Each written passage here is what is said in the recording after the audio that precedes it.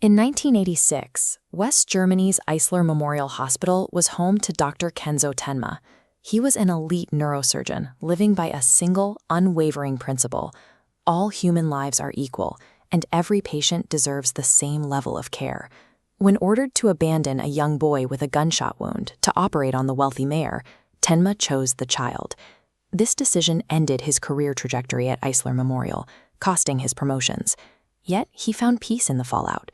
He followed his conscience. Shortly after, a series of unexplained poisonings killed the hospital directors who had demoted him. With the administration gone, Tenma was restored to his position of power, effectively becoming the chief of surgery. Tenma viewed this as a moral victory, a sign that fate had rewarded his integrity. He remained blissfully unaware that his act of mercy had served as the catalyst for something much darker. 9 years later, the atmosphere has shifted. Tenma is now treating Adolf Junkers, a petty criminal who is visibly paralyzed by fear. Junkers spends his days raving about a monster that is coming to finish what it started. Outside the patient's room, Inspector Lunge of the BKA is gathering evidence.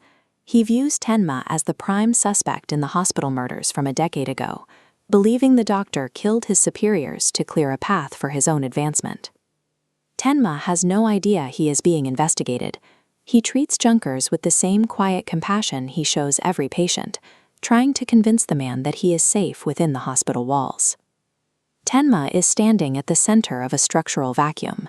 He is squeezed between a detective convinced of his guilt and a patient terrified of a killer, walking straight into a confrontation with his own past.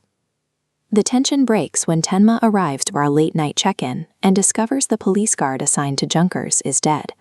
A piece of hard candy lies on the floor near the body. This is the same untraceable method used to kill the hospital directors years prior, confirming that the person responsible for those murders has returned. Junkers is overwhelmed by the sight of the dead guard.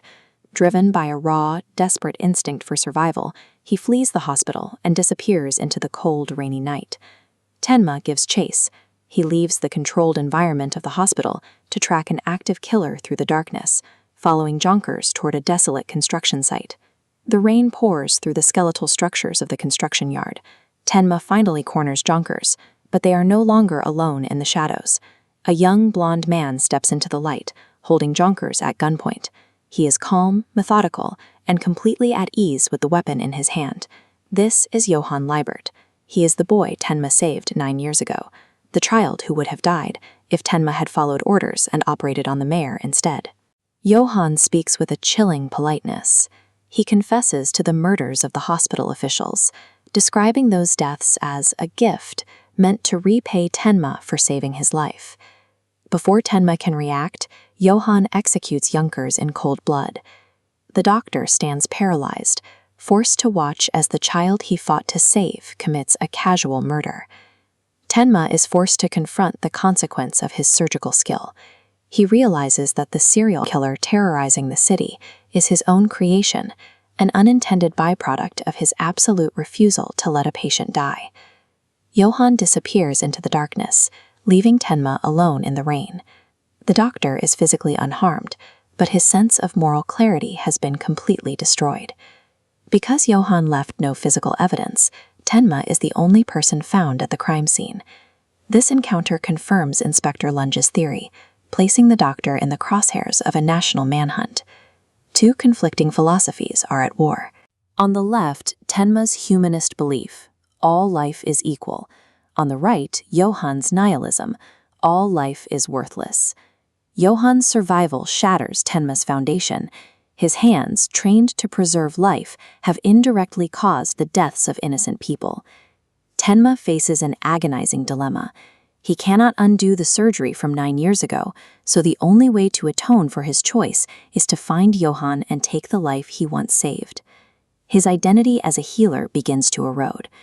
Tenma prepares to leave his life behind, transitioning into a fugitive hunter with a single lethal objective. The night of the execution marks the end of Tenma's life as a surgeon. He steps into the rain to begin an odyssey where the ultimate test of his character is his willingness to commit murder.